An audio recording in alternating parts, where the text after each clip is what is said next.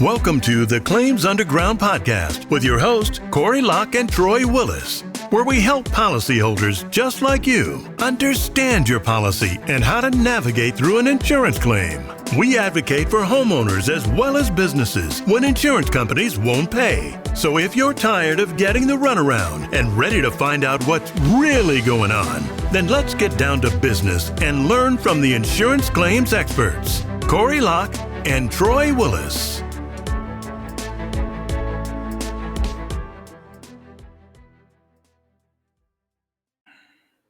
Good evening. Welcome back to Claims Underground. It's good to have you back.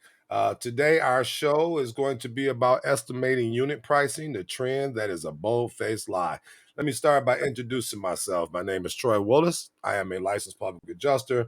I am a certified umpire and appraiser, a retired builder and building consultant. I also have some certifications, IRCRC, and I've also been in the industry over 30 years. My co-host here today is Corey Locke, who has an impeccable resume as well, and we'd like to hear what Corey has to say about his background. You got the floor, Corey. Hey, y'all, this is Corey Locke. I'm a public adjuster. I've been an adjuster, independent adjuster, public adjuster for 35 years now. I've been an estimator, a property estimator for 30 years. I do contents and structure. I am also an appraiser umpire.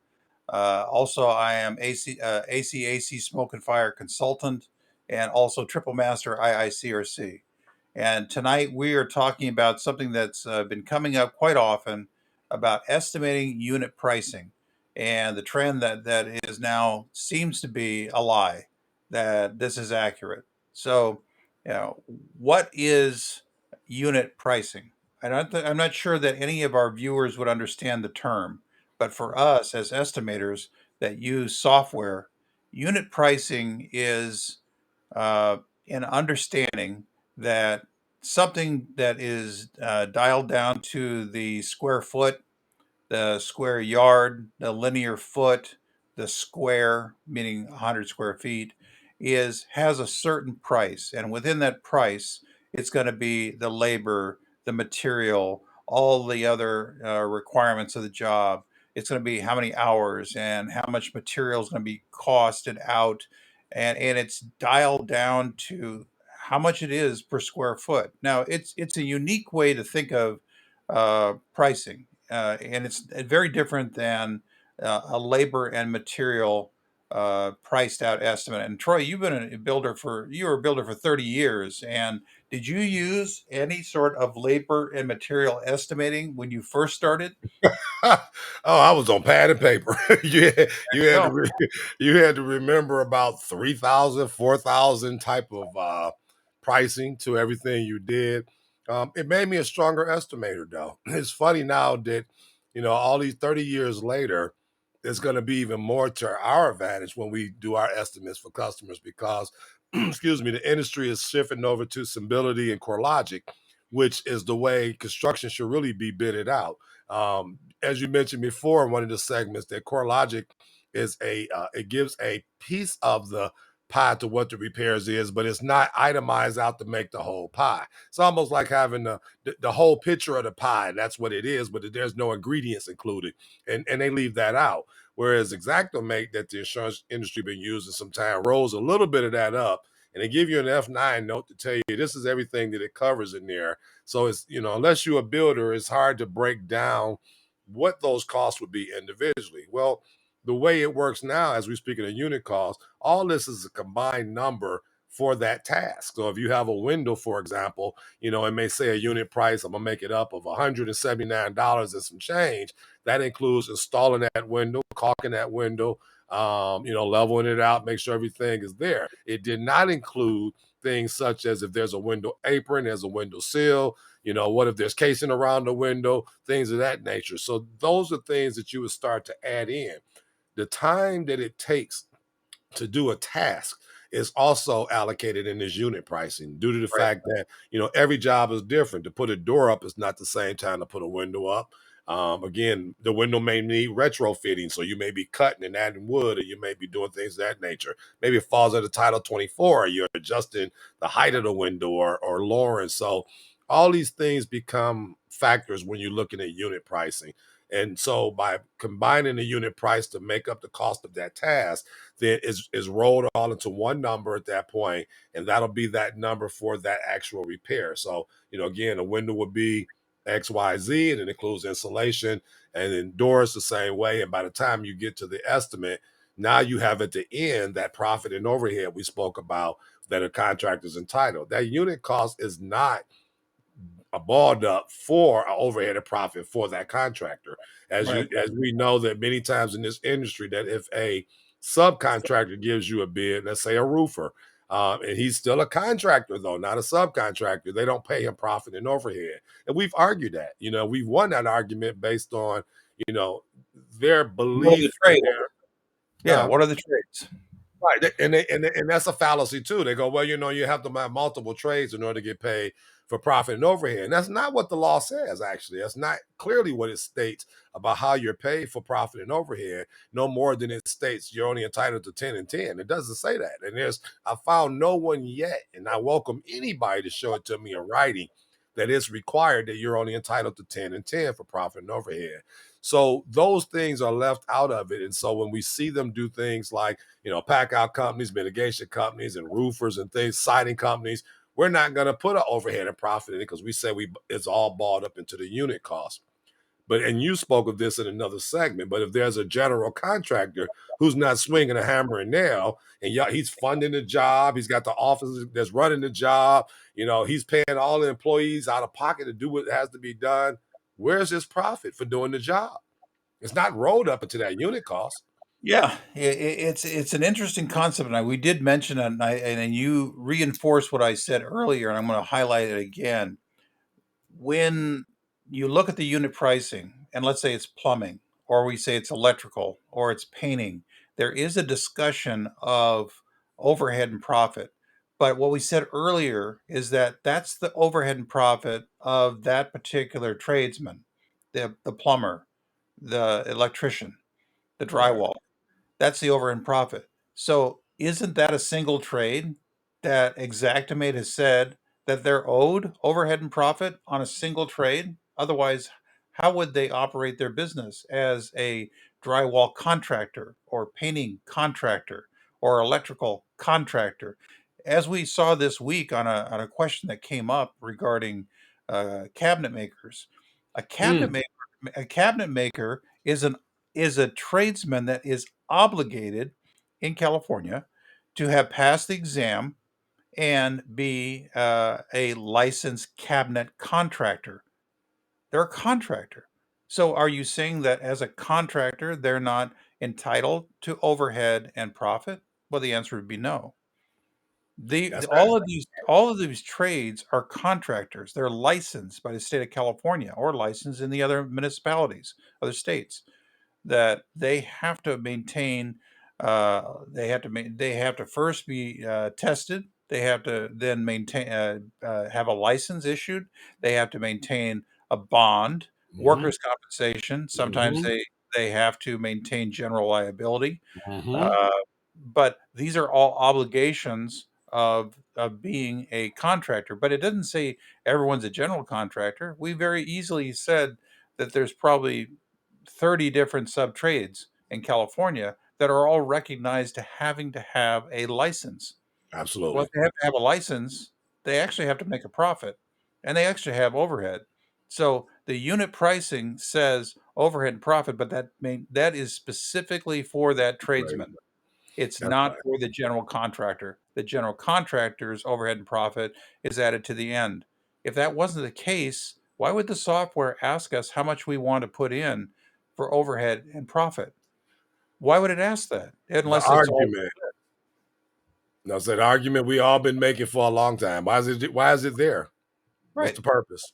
Right. Did they just bump their heads and just leave something in and it's really unnecessary? I find that's not true. Xactimate's whole purpose is to afford a tool that to the estimator, it can use this tool to appropriately capture a cost that would take to restore someone to pre-loss condition. They don't tell you at the CSLB, the Contractor State Licensing Board, how much you're going to charge for overhead and profit. It doesn't say anything.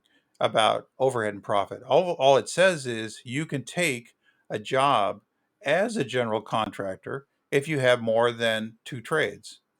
I didn't say 3 trades. I didn't say 4 trades. I didn't say 6 trades. As a general contractor in the state of California, within your contracting license, you already have a trade. That's rough framing. All you need is 2 more. It could be debris removal. That's a whole trade.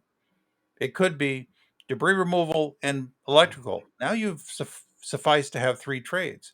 So under the CSLB regulations, you can now take a general contractor's job and be afforded all the responsibilities and all the rights as a general contractor with your license. So there's a lot of misunderstanding that what goes in here. And so to hear that the units pricing covers everything because we got under the hood and saw that it said overhead and profit, you have a misunderstanding.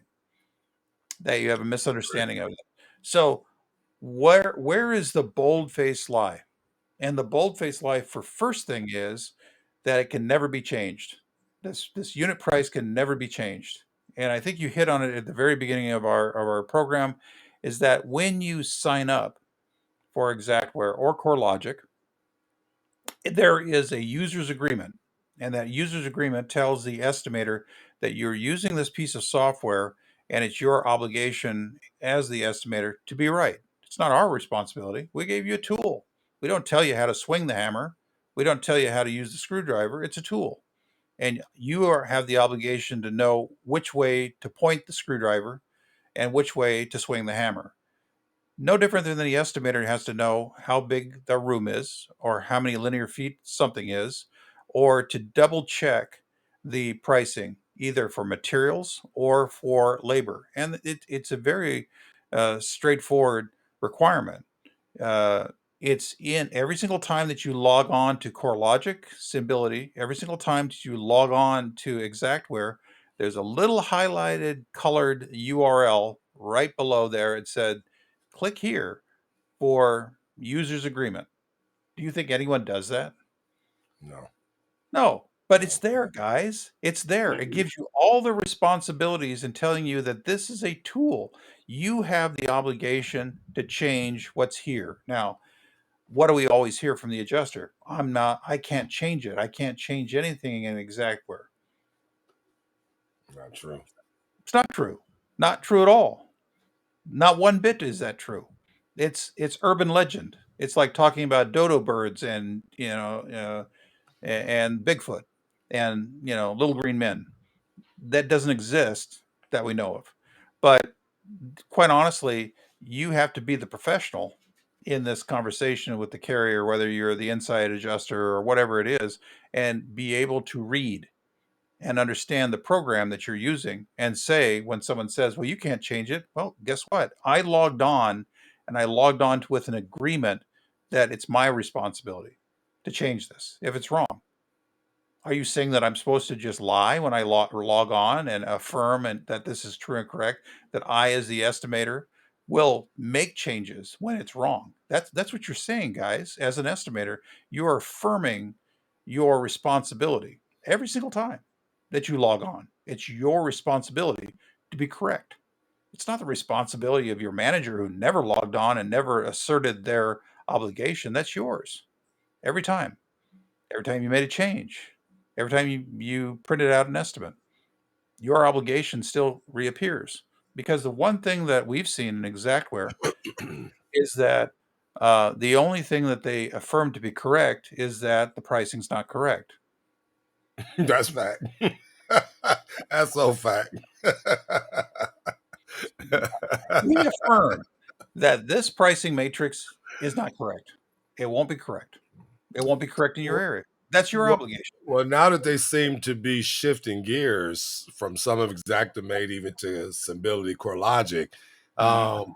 you mentioned about these cabinets and being a contractor. I want to kind of touch bases back on that because there's really some interesting story behind the fact of, it requires a license so people can understand that. So one of the trick moves now, as we talk about always looking at lowball estimate, you just experienced that they're using a third-party company to come in and do cabinet estimates who is not licensed as cabinetry maker in the state of Right, California, right. which means their estimate is invalid as well as what they do. And they're not even in the industry of cabinet making. They don't even, you know what I mean? So they're just providing an estimate that shows low.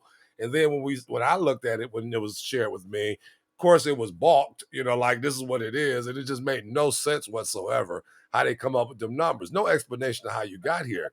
Now let's Right. look back at what the carrier's position is when insurance submit an estimate. You must submit us a detailed line by line I estimate. have that right now. Why did that change? Why does it change now? Why is their vendor allowed to give a lump sum estimate that gives a little description? We're going to reuse cabinet faces, we're going to reuse drawers, and we're going to build boxes and toe kicks and make this all match for X amount of dollars. And X amount of dollars is a quarter of what it truly costs the local guy who is licensed, who does have all the requirements of a licensed contract of a cabinet maker. So how does that shift from verification to verification? So too often they say, "Well, give us a bid." Okay, the bid is here. I have this. I just saw this on a tree strike from the Mono winds that goes back this January. Makes 2 years that a state declared emergency was in my area, called the Mono winds. That 70 homes up in my area, up in the mountains, were clobbered by 100-foot trees. They just got knocked off off their foundations, cut in half. I had three clients that trees hit them. Now a fourth, and we're into this in 2 years. But since it's a state declared emergency, truthfully, they have 3 years to pursue this.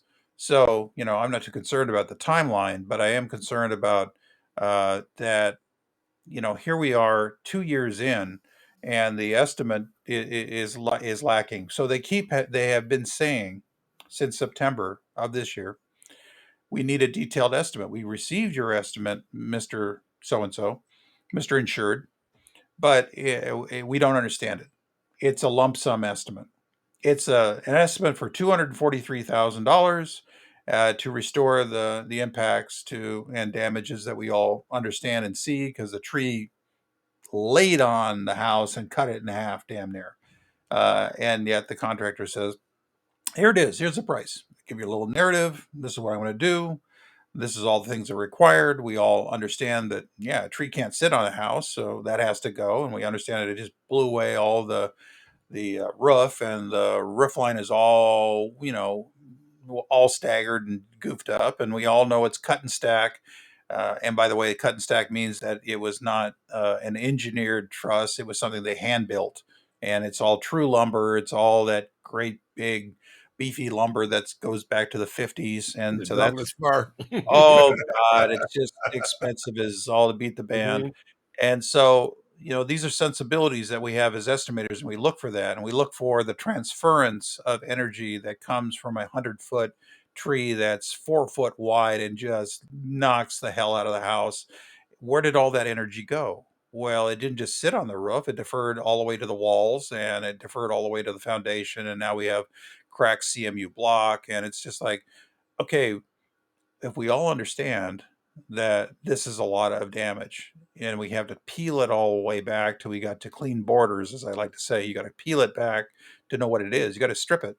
You got to strip the outside, you got to strip the inside. How would you know what kind of transference of the walls you have damaged, and all the way to see all the floor joists and so forth and so on?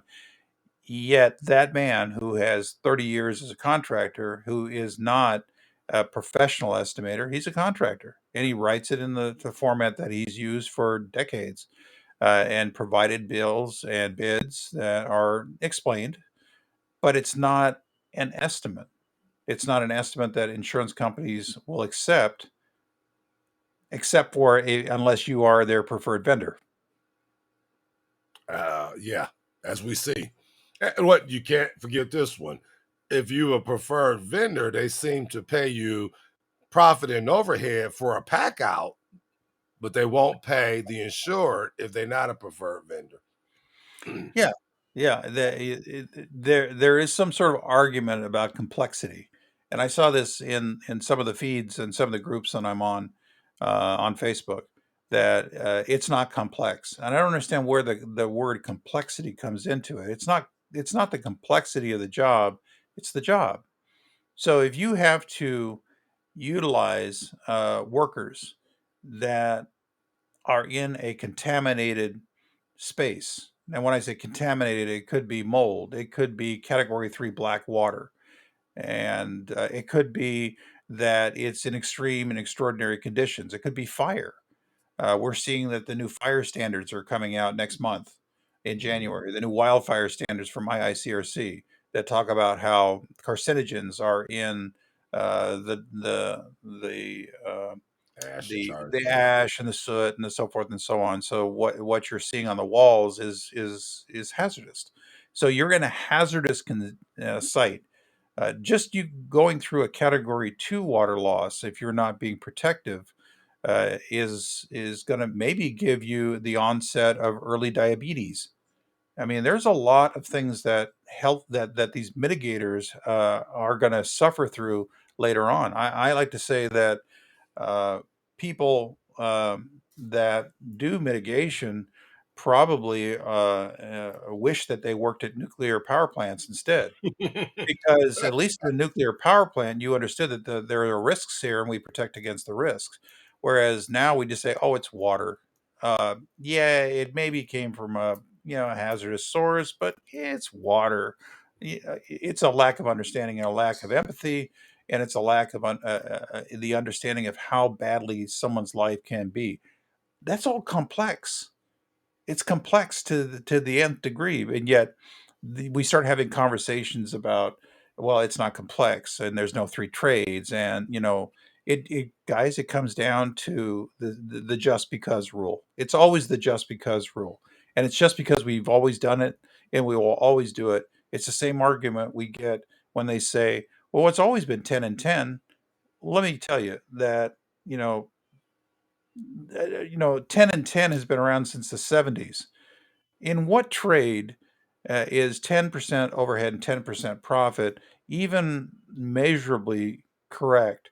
Are we still paying the same costs for cars and clothes and food and trucks, gas, everything else that you can say from the 70s? Are we saying that now, 50 years later, it's the same cost? Let me tell you, it's not the same cost that I find for my insurance. It's not the same cost that I find for buying a used vehicle or even a new vehicle. It's not the same cost for trying to find a home.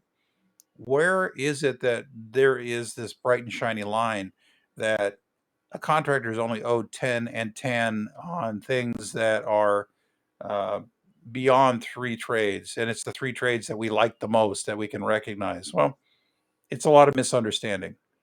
And as you and I have heard, that's being a great deal of push now in Florida.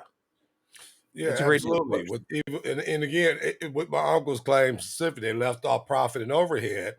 And I helped him push back with it. I helped him with an email, and just what you're speaking about these trades. So, I'll play the game with you. We'll say we'll play the game with you. And so at that point, I pointed out that he actually had multiple trades, more than just this roof and this. First, it was they figured, as you say, not complex. So he has a roof that has to be replaced from the wind. The storm blew the fence down, and there was one window that was damaged. So let's look at this. We got that's three so far, right? Now the roof itself got valleys. That's four. They're metal valleys. You got a metal classification now, sheet metal. And then you have the debris removal classification. Who's gonna get that debris out of there? Right. And then of course you had the roofer already, and then you had the fence guy, and then you had the window. I mean, we had five already. And anything is gonna be non-classified, as we know, since it was a storm. I mean, out here it's a C64, but again, you already got five trades to do a roof. So the argument will get to be, of course, here's what I've heard before. Well, the roofer already up there, so you're not going to send a sheet metal up there. The sheet metal guy don't got to get on a roof. That's not his job. He's still got to make the sheet metal. That's his job. He's a sheet metal fabricator. That's the actual classification. His job Mhm. ain't say roofer. I got to get up on a roof and hammer it. So yeah, these trade issues are, they fallacies that you need all these trades to say it's a complex story, when in reality the complexity of it is that any job that people working for, Majority in this country has supervision on it, for one.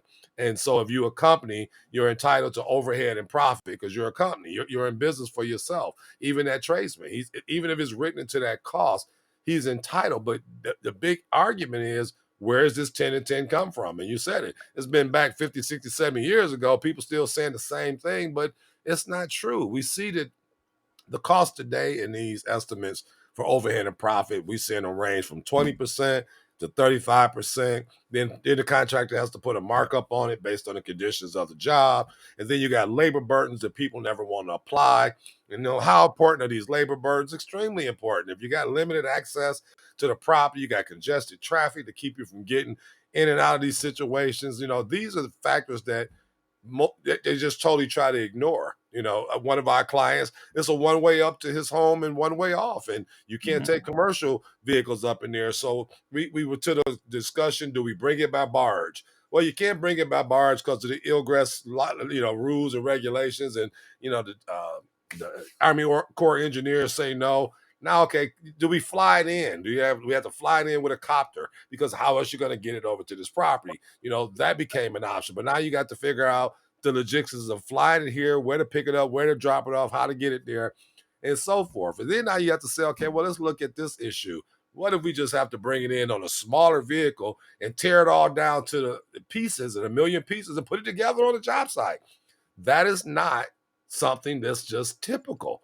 No, And you can't say, it's or not you have complex enough. or you have no ability to put a toilet in front of the workspace because there's not enough space. That's just the complexity of the hillside in that very exclusive area. So now you position a toilet at the bottom of the hill that they have to walk down probably more than a block to go to the To get toilet. there So and go so back now up. and then go back up this very steep hill.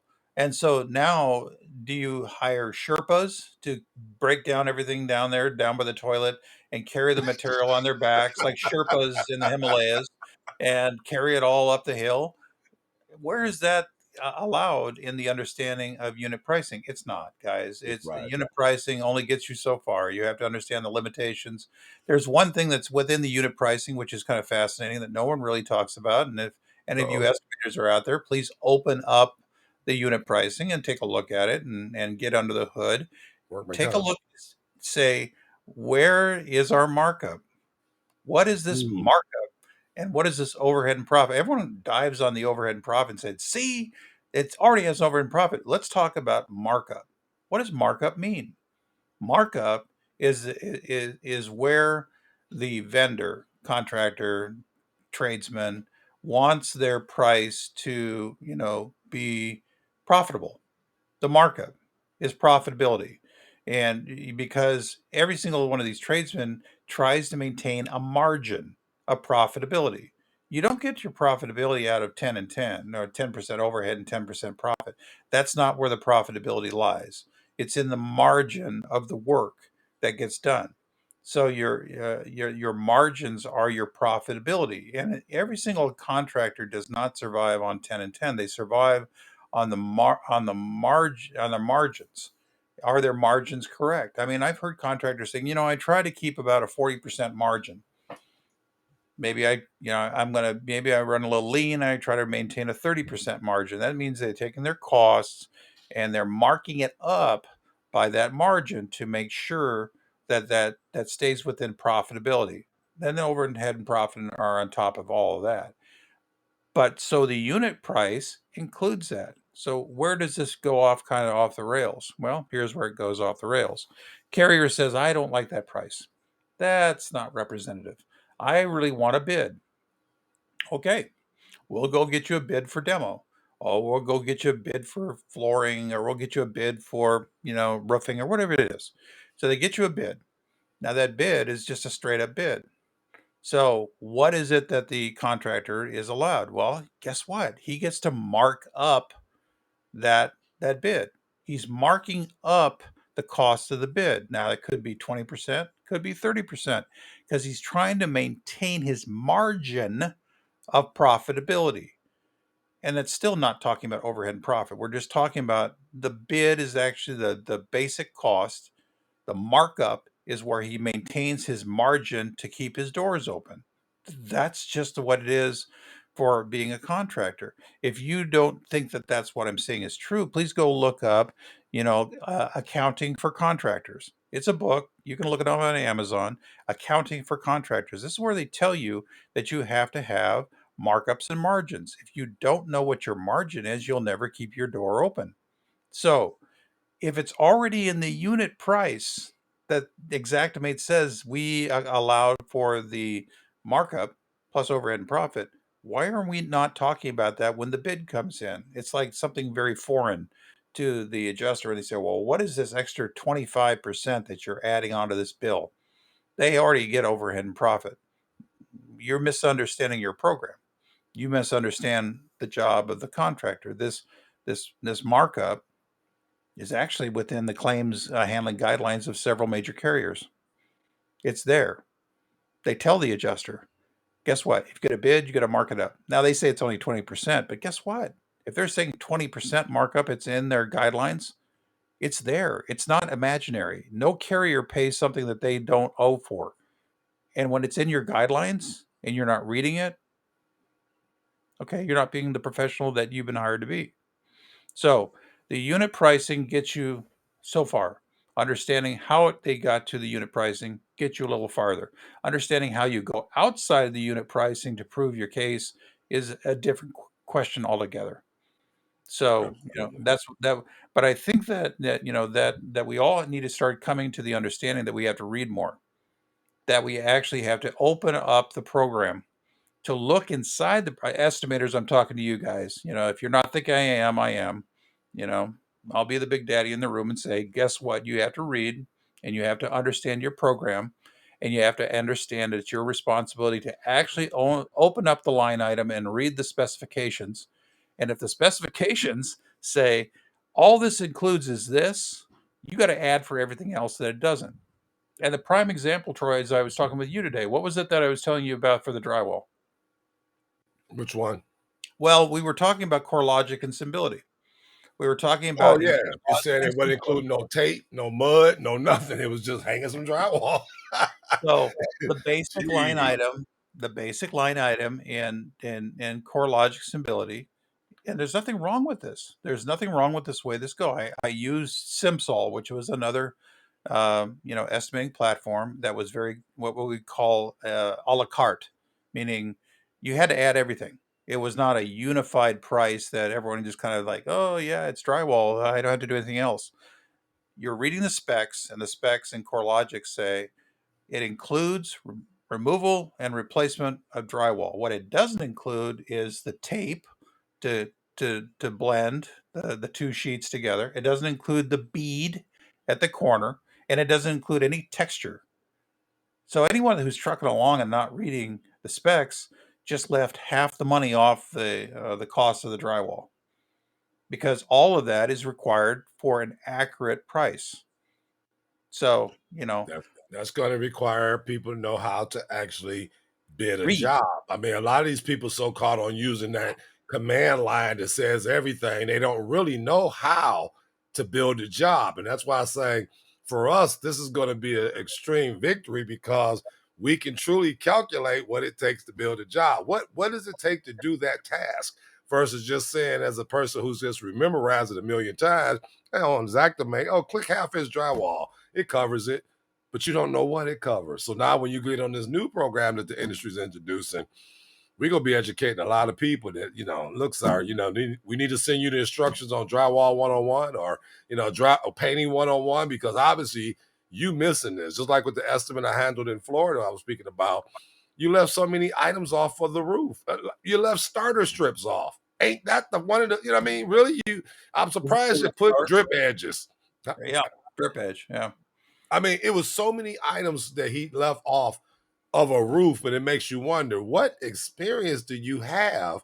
Because you just assumed that the roof shingles was covering just about everything else.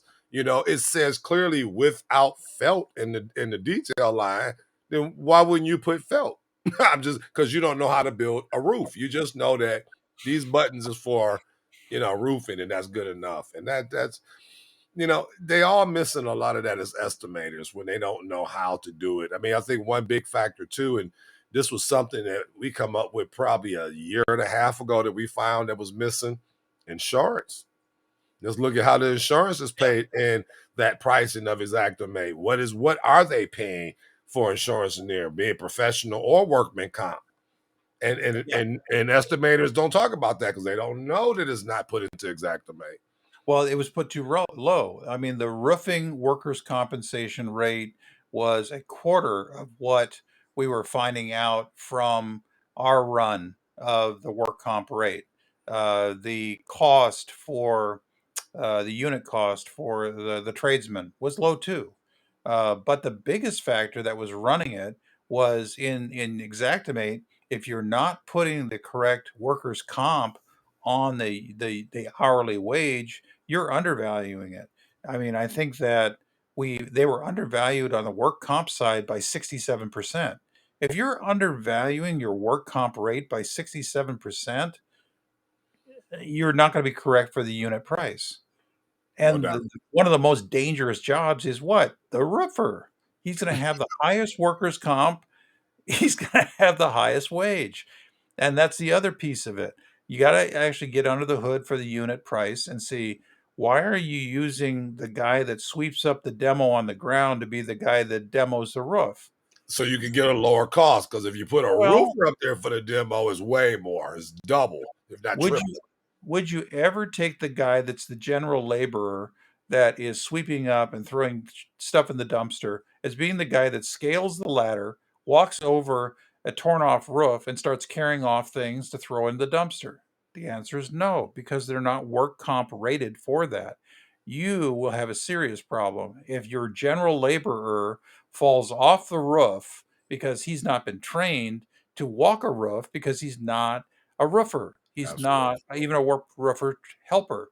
Guess what? You're going to end up with a big OSHA fine if you don't have the right supervision, if you don't have the right training. That's a $13,449 fine per day per problem that you're going to encounter by not paying attention to supervision, having the right workers. So we always look at the unit pricing and start looking for, did they misidentify to put in the wrong classification of worker to handle something. Demo is the primary example.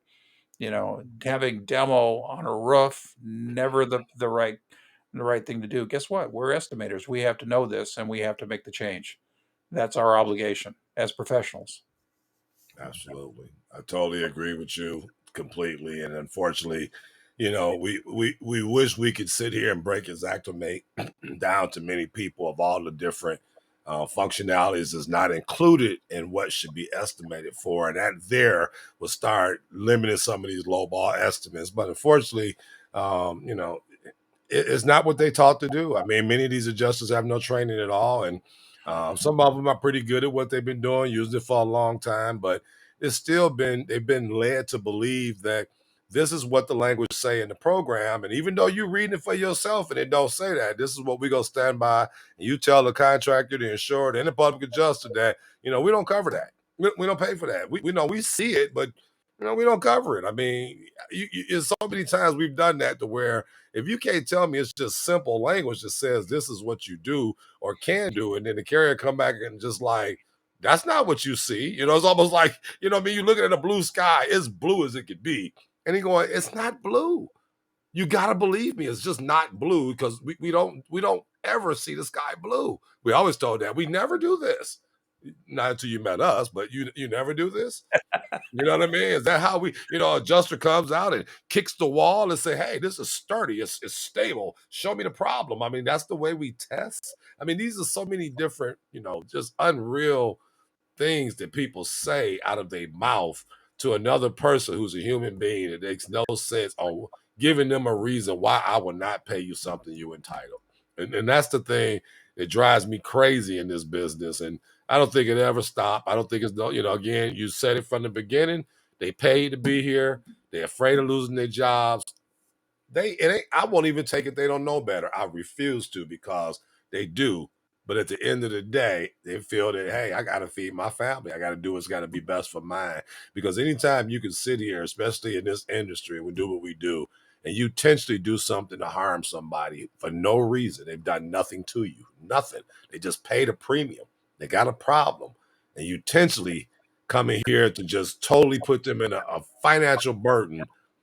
I mean, it's exhausting, man. It's exhausting to do that to people. And yet, you're damned if you do, damned if you don't. If you don't got insurance, you hit. If you got insurance, you hit. But unless you're someone who reads your policy first and then understands how to advocate on your behalf, you got problems. And unfortunately, you need to reach out to people like public adjusters and say, hey, my policy, insurance. I want the playing field to be even. They got a guy out here to say he know insurance and he coming out the right damages, and I don't do none of this. So let me look at maybe hiring a public adjuster, somebody so I can average the field. You're an adjuster, you're a public adjuster, you advocate for the public.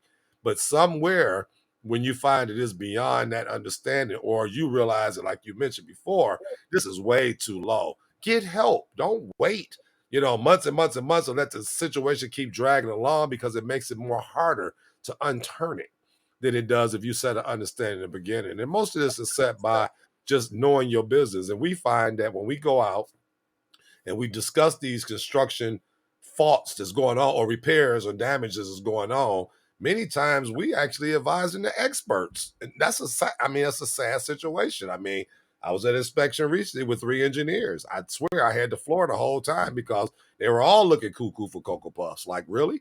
And, again, I had to walk them through the whole claim, had to walk them to show them the damages because they was looking for it. Where at? How do you look at this? Okay. The ground's eroding. Do you see the ground separated? Are we really having this conversation? You are a structural engineer and you are a geotech engineer, and you don't see that you got a big old 4-foot gap that's been broke, and it's actually 2 feet deep of erosion. It's moved. And you all around the property, the retainer walls are falling over. 1 million gallons of water went through a home on a hillside. Let's look at that math real quick, talking to the expert in our other segment. It's 7 pounds per gallon. Right. 1 million gallons. Now we increase that speed because it's on a hillside. And I got retainer walls that's pushed into the neighbor's garage. I'm talking about from standing up into the neighbor's garage. And you can see the landscape and just literally falling down. And in the back of the home, you can see where it's took a complete dip, and the concrete is separated more than 7 or 8 inches from one another where it's fell. We don't assume that's a problem, and you need somebody else to put it to you, because one thing I think about this, and even the attorney brought this to the table. They said they so used to doing work for insurance companies, they so used to looking for what not to say instead of actually come out here and do their job to do what they say. I don't believe that all these people don't know their job. We've seen in this industry that some of the best people and the best minds, and we know they're more than qualified, take a change of mind based on who's paying them. And that is, that was kind of heartbreaking in one of our jobs, that a person I really looked up to in this industry to be good at what he did. It was just who was paying his ticket. He identified it clearly in front of us. Yes, here it is. Look, this is how I test to prove it, but you can't miss it. It's behind the glass. Look at that. You can visually see it. And then your report comes back shy of many of the inspection samples you took. And then you come back and you submit it a week later, which was not what you were supposed to do. And then you come back and go, yeah, it's very light. I barely, found anything. Wasn't we all at the same inspection? You know what I mean? And yet, and it's part of what comes down to their being directed on how to do things. So if the experts are directed and they're going to be reducing costs to these people's estimate, insurance companies reducing costs to these people's estimate, what chance do they stand at getting a fair price for their unit cost of what it actually is? I mean, what's fair about it? What would they ever get the fairness out of it if everybody's told to reduce the cost? And we're doing it behind closed doors as well. All right. Yeah. So how could someone move past that if they see that, hey, we got all these lies going on, we see it, we've proven it, we've reached out to other people to show that we've proven it. We're gonna go a little bit further than just the average person recognizing I'm being lowball. What can somebody do about pricing that's just totally too low? That would be the final question. Final question is, it comes down to an expert that is disinterested from having a dog in the fight. The public adjuster is going to be interested in having the claim be a certain value. That's just the way of it, because they're paid based upon performance. Uh, the expert is paid by the carrier, and he wants to be retained again. There are very few unicorns out here that will write an estimate and tell you the truth as an expert, and it's hard to find. But it requires your own due diligence to challenge what you've been told. If you're hearing that's the way it is, no, that's the way it's always been for that person. That doesn't mean that that's the way it is. So I think you're going to have to find a neutral, someone that has no financial gain other than what you're paying them per hour or per task to write something. And that neutral or professional estimator doesn't get money down the line, but they're going to have to put together a true work product that they can stand behind. That professional will cost you some money, but in the long run, that professional will be able to stand on their estimate and say, these are the reasons why. And I will not be turned around just because you dislike the number, or you dislike what I said, or you dislike that I actually was more accurate than your guy, because that's not my job. As a professional estimator, our job is to be professional and an estimator, period. No doubt. No doubt.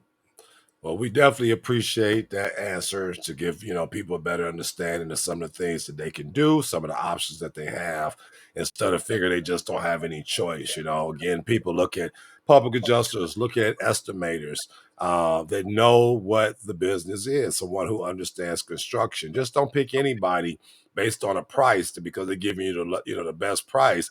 You kind of get what you pay for, and that's why the situation kind of gets what it is. The insurance company paying people to lowball things. You got to get somebody to know their business that can really advocate and stand behind, as you said, what their word is. And that'll get them a lot further in this business.